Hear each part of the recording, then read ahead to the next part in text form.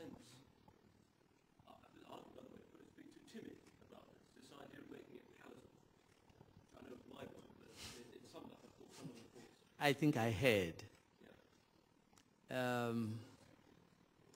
See, we also have to be very pragmatic. We have to be pragmatic and at the same time make our voices heard eloquently. And I agree 100%. But see, if you've been around for a long time and you see the same thing being done over and over and over again, you have to find new ways of getting to the main mission of what we want to do. Whether we like it or not, the developed world knows very well that they are contributing significantly to polluting the environment to the point of affecting climate change. Everybody knows that. I mean, you have an educated public. They are very much aware of it as well. We have some problems with respect to communication of this message to our own people on the ground. The type of persons who could speak eloquently in a language that is lucid enough for the ordinary person, ordinary intelligent person to understand, we haven't done enough of that. So that's our problem. And I think we should take the leadership role to do that and not to ask somebody else to do it for us. Having said that, we also know that people who have money, and forget about whether they are in the developed world or in the developing countries, they don't part with their monies very easily unless they are convinced there is something in for them. And so we rather have to help make a clear and convincing case. And I agree with the lady from India who said we should make our voices heard eloquently at the proper corridors.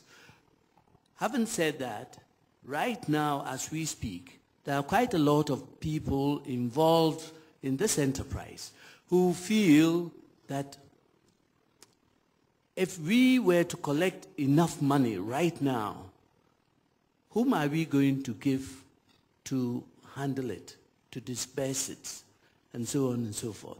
There is a school of thought that feel that the current financial institutions should handle it, like say the World Bank, because they've got a mechanism to handle money. There are others who feel that we don't trust these people, we want the NGOs to handle the money.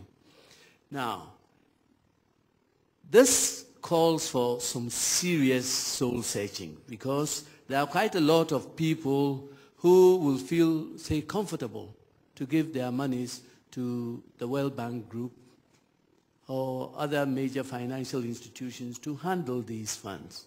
But if you tell them that they should go and give it to some NGO group to manage it, they will feel exceedingly reluctant to do that. We have a problem, and the problem is when you give monies to, say, the NGOs, people ask questions, and I'm telling you all this based on the job I've been doing over the years and the type of queries that come from the developed world as well as a number of developing countries with respect to the accountability of, say, NGOs, some of the NGOs. If you give a lot of money to them, part of it is spirited away. And I can give you, you go to Kenya right now, do you know how many NGOs you have there? All of them asking for monies to manage what we are talking about, which for me is very serious business. And they feel they could do it faster. On the other hand, the international financial institutions like the World Bank Group, their project cycles are so long that when you have a disaster right now, and you say that this is the money that the big guys have put together, you should have it in use right now, then the problem starts. It's going to take us about 2 to 3 months for the staff to do a lot of work. In the meantime, people are suffering and dying. And then finally we have to go to the board. And it takes forever before disbursement takes place. And so we have to think seriously about what type of mechanism we are going to use to ensure that funds that are even made available right now is going to get to the right places expeditiously with accountability and whatever other assurances you need. Yes, I think I want to respond to the question of reframing and suggest something that is already happening and something we might want to build on. I mentioned that in the under the Framework Convention and the Kyoto Protocol, we have this new fund called the Adaptation Fund, not based on donor giving from countries, but on a 2% levy on CDM. One of the other innovations that the Framework Convention came up with is in the governance of this. This is the first international fund that's not controlled by donors because there are no donors.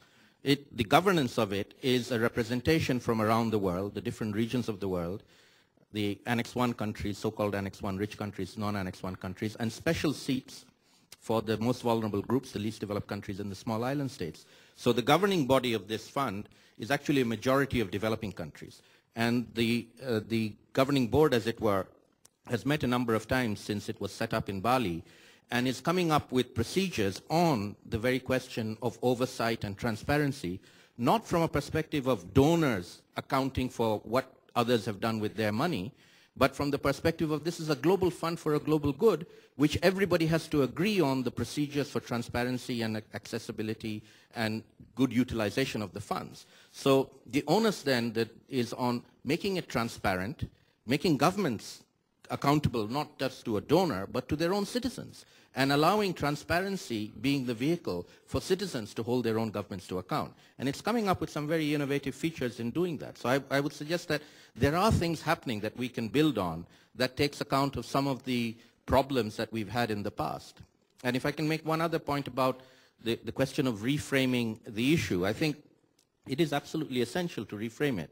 And I'll make two comments on that. Firstly, I'll describe a conversation or a discussion we had with our panelist who isn't here before. I've actually been on a panel with him previously at another meeting, the minister from Luxembourg, where he made the point that, you know, I can't ask my taxpayers to give this additional money unless we can, you know, justify it and have a good vehicle for doing it.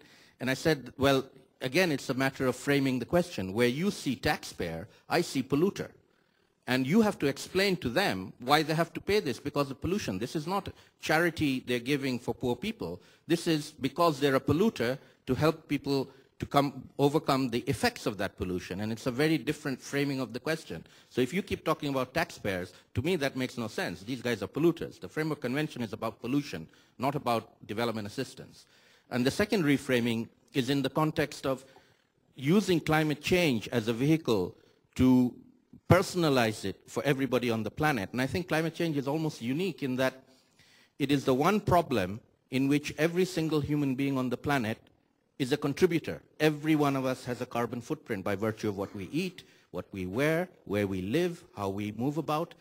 The order of magnitude of that footprint varies enormously, from a very minuscule footprint for people in Africa and in the edges of the islands and coastal areas of Bangladesh to ours, and to, you know, Richard Branson or whoever else. It's many orders of magnitude, but we're all part of the problem.